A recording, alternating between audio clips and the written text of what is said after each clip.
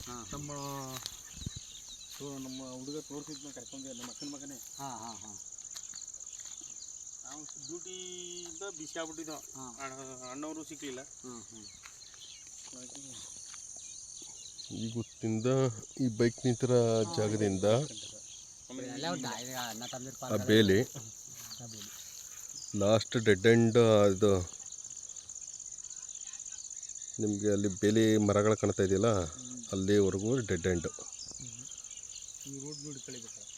ಎರಡು ಟೋಟಲ್ 2.5 ಎಕರೆ ಆಯ್ತಾ?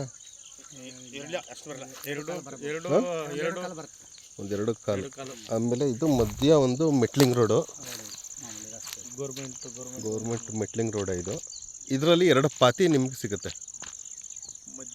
ಮಧ್ಯ ರೋಡ್ ಆಗೈತೆ, ಆ ಕಡೆನೂ ಜಾಗ ಐತೆ.